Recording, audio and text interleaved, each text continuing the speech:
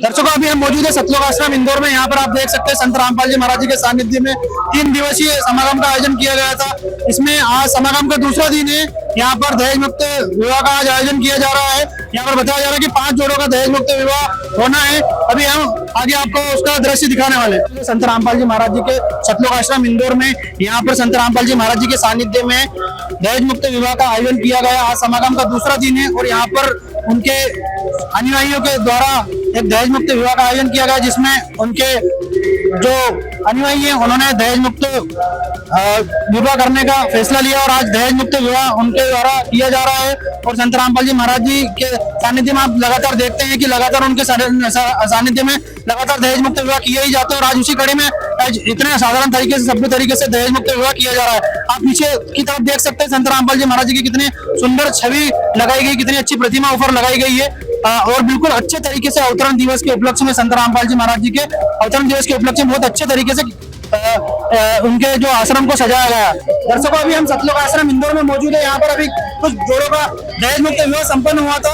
आइए हम इनसे बात करते हैं कि इनसे दहेज मुक्त विवाह करने की प्रेरणा इनको कहाँ से मिली। हमारे गुरु जी सतगुरु रामपाल जी महाराज जी से। तो सर जैसे कि हर विवाह में कई सारी रस्में होती है, हल्दी मेहंदी घोड़ी बाजा बैंड कई तरह की रस्में होती है, तो क्या इस विवाह में आपके विवाह में इस तरह की कोई रस्में हुई?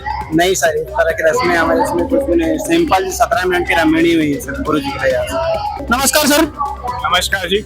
सर आपने एक अच्छे तरीके से सभ्य तरीके से संत रामपाल जी महाराज जी के सानिध्य में एक दहेज मुक्त विवाह किया है, तो ये प्रेरणा आपको कहाँ से मिली? जी ये हमारे सतगुरु संत रामपाल जी महाराज जी के विचारों से हमें प्रेरणा मिली है, क्योंकि आज समाज में दहेज के कारण बेटियों को प्रताड़ित किया जाता है और माता पिता के लिए एक चिंता का विषय बन जाता है कि दहेज कैसे देंगे, कैसे अपना बेटी का विवाह कर पाएंगे।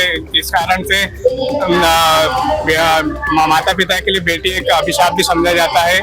तो ये संत रामपाल जी महाराज जी ने एक मुहिम चलाई है कि दहेज मुक्त विवाह करना है और समाज को सुधारना है। तो संत रामपाल जी महाराज जी से 17 मिनट की रमणी के द्वारा ये विवाह संपन्न कराया जाता है और ये समाज से जो कुरीति है दहेज प्रथा की, इसको जड़ से समाप्त करने के लिए उन्होंने ये मुहिम चलाई। जैसा कि आप दहेज की जड़ से दहेज को जड़ से खत्म करने की बात कर रहे हैं, तो क्या आप 1 रुपए का भी दहेज नहीं लेंगे? नहीं सर, मैं 1 रुपए का भी दहेज नहीं लूंगा।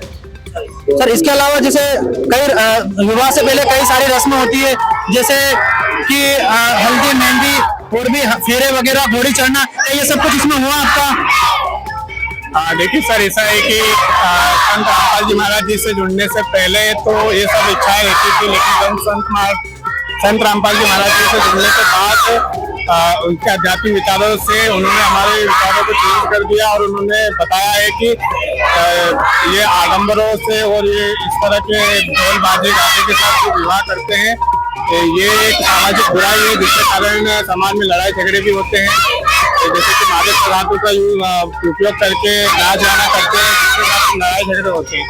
तो एक सामाजिक बुराई है, इसको मतलब ज्यादा से ज्यादा अगर ये मादक पदार्थों का यूज करेंगे तो समाज में लड़ाई झगड़े होंगे, जिसके कारण संत रामपाल जी महाराज इस तरह से विवाह करवाते हैं ताकि समाज से बुराई समाप्त हो सके। बहन जी आपका नाम क्या है? जी मेरा नाम चांदी है। कहाँ से आए आप? जी मैं तेजाजी नगर इंदौर से आई हूँ।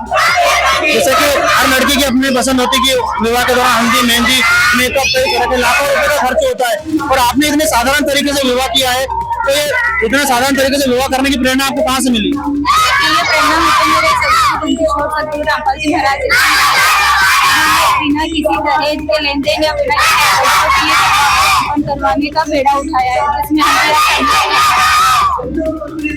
इसके अलावा आपके घर वाले दहेज भी देंगे क्या? गुरु जी ने कहा है कि तो हम इस चीज में बिल्कुल भी सही। नमस्कार जी। सर कहाँ से हैं हम? जी मैं धार जिले से हूँ। सर दहेज मुक्त विवाह की प्रेरणा आपको कहाँ से मिली? जी हमें संत रामपाल जी महाराज जी के ज्ञान से प्रेरणा मिली। सर जैसे देखा जाता है कि विवाह के दौरान मतलब कई सारी रस्में होती है, कई फिजूल खर्ची होती है, जैसे घोड़ी बैंड बाजा हल्दी मेहंदी कई तरह की रस्में होती है। क्या इस तरह की कोई रस्म हुई आपके विवाह में? जी नहीं, बिल्कुल नहीं। तो ये किस तरह का विवाह था आपका?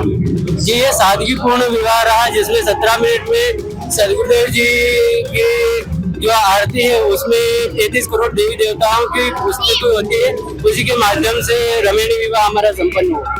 जी सर। बहन जी आपका नाम क्या है? सीता दासी आप कहाँ से हैं? बनावल अच्छा, मनावर से। आप तो जैसे हर लड़की की मतलब पसंद होती है कि उनका एक अच्छा विवाह हो, एक अच्छे घर पे हो, और साथ ही मतलब अच्छा खर्चे के हिसाब से बहुत सारे खर्च करते हैं। हर बाप अपनी बेटी को लाखों रुपए मतलब दहेज देता है, लाखों रुपए का बैंड बाजा और भी कई सारी मतलब हल्दी मेहंदी हर चीज का खर्चा होता है। तो इस तरह का कोई खर्चा आपके विवाह में किया गया है क्या? नहीं, तो ये जो साधारण विवाह आपने किया है, ये विवाह की प्रेरणा आपको कहाँ से मिली? संत रामपाल जी महाराज। ठीक है मैम, धन्यवाद।